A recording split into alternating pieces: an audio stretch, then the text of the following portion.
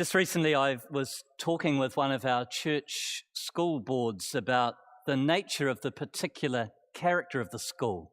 And part of the discussion centered around, amongst other things that might say who we are in a particular way in the school, what does it mean also to call ourselves Anglican Christians? And people around the room talked about what they understood Christian to mean, the kind of attributes and ideals that might attach themselves to Christian people and to a Christian community.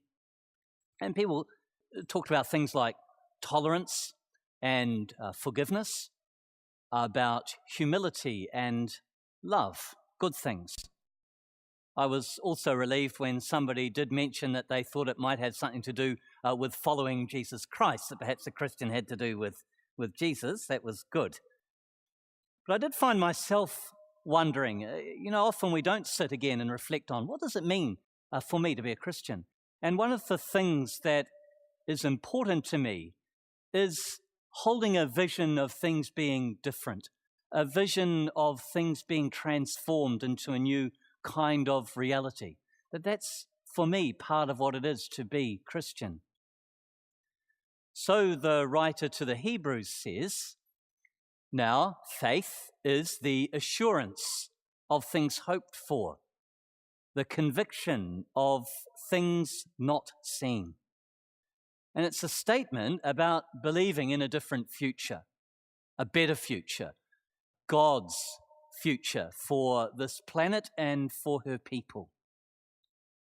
A lot of what we read in Hebrews actually has a kind of a dualism attached to it, a sort of a setting off of two different realities against one another. In Hebrews, you find a dualism of above and below. There's talk of a real heavenly world that we don't see and a transient earthly world that we're part of that in some ways is a reflection of a more perfect existence beyond ourselves. There's a dualism of the present age and an age that's yet to come that lies in the future.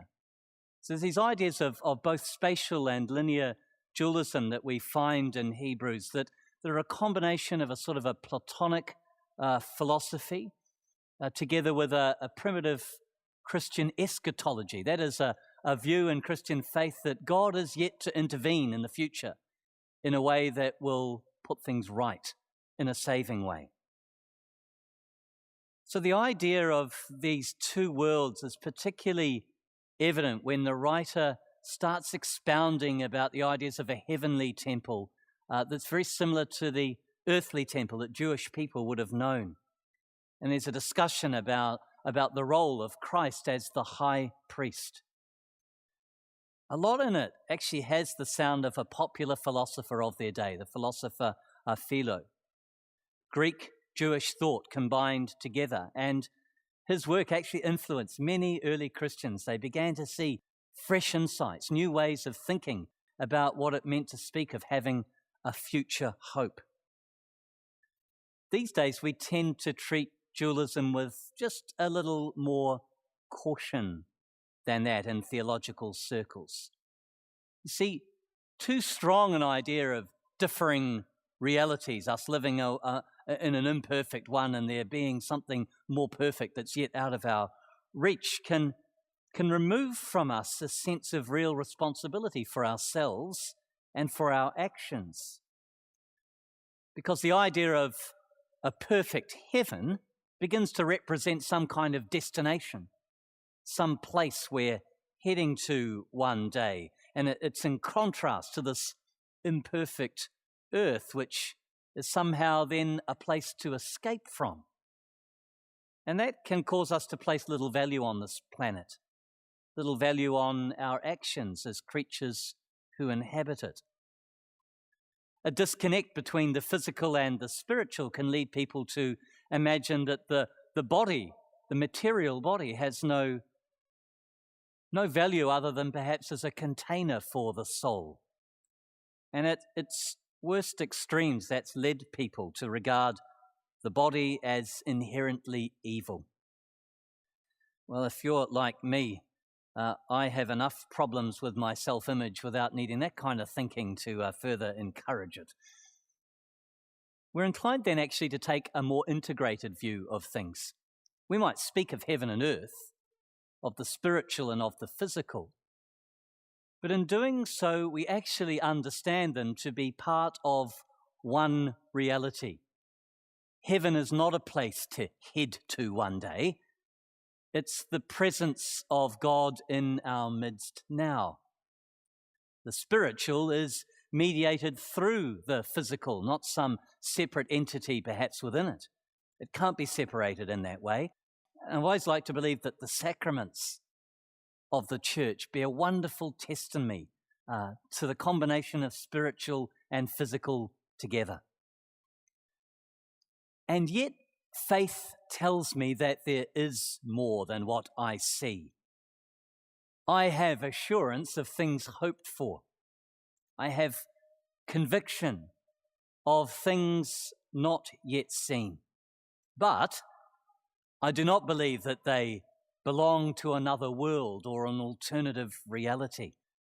And neither in the end do I think that the writer to the Hebrews really believed that, no matter how influenced that writer was by a Greek philosophical thought of the first century. For in this great chapter about faith, the annals of great figures of the past are recounted.